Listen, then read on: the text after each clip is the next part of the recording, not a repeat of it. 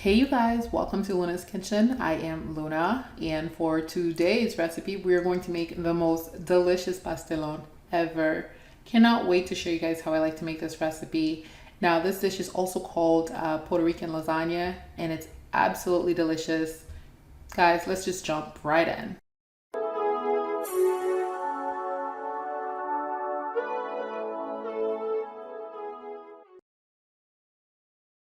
To get started, make sure that you have all of your ingredients listed. I've gone ahead and I've listed all of the ingredients that I used making this wonderful dish. Have everything prepped, cubed up, sliced up, measured, and set to the side.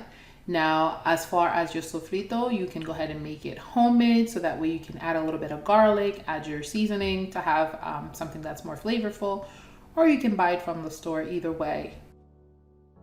The first thing I do when I'm making my dish is I go ahead and I fry up my onions, and then I brown my ground beef before I start to add in all of my seasoning, like my sofrito, my adobo, my sazon, oregano, and everything. And I also like more moisture in my meat when I'm making pastelón, so I tend to add a little bit more tomato sauce, and I also add a little bit of water. If you're someone you prefer drier meat in your pastelón, you can go ahead and add less tomato sauce and also not add any additional water to the meat.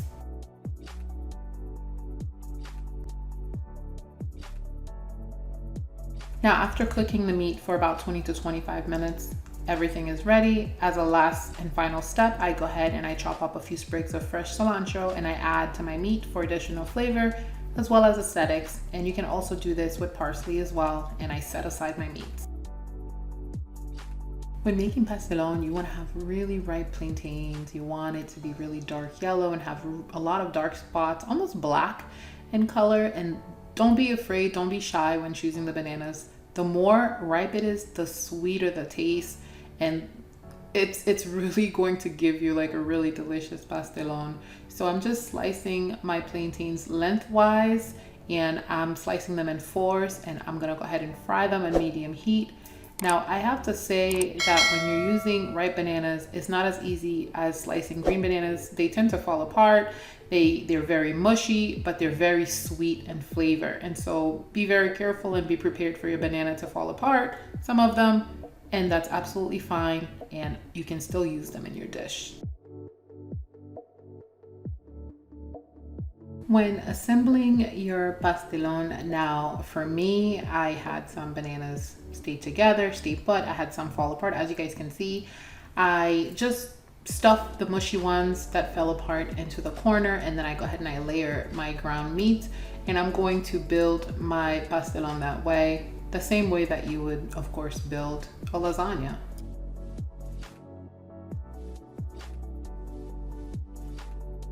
Now, after adding my layer of ground meat, I go ahead and I sprinkle on some cheese.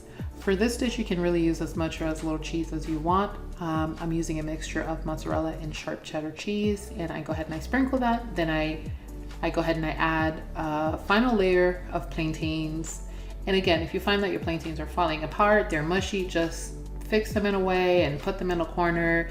It doesn't have to be pretty. And after you add that layer of plantains, you're going to add your well-beaten eggs, and that's going to help the dish stay put. Everything's going to stay together. It's not going to fall apart because you're going to pour some eggs on top of that. And then after doing that, you can go ahead and add your final layer of ground meat, and then you sprinkle some more cheese, and your pastelón is ready for the oven. After adding my meat and some cheese, I'm going to garnish my pastelón with some cilantro, with a few pieces of cilantro. You can do this with cilantro, you can do it with parsley. And I'm gonna put my pastelón in the oven for about 15 minutes at 350 degrees, or you could put it a little more. I like for it to be really dark and for the cheese to be melted.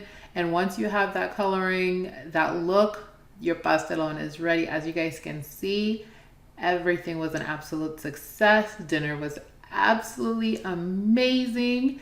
This dish was so delicious. I enjoyed this with a salad because this dish is so rich. You can have it with some white rice. You can have it with whatever you want, really. But I just had it with a salad, and it was just so tasty. I hope that you guys give this a try, and feel free to reach out to me if you have any questions or concerns. I will, of course, do my best to respond. And as always, don't forget to like, to comment, to subscribe, and come back for more content. Thank you guys. Until next time, bye.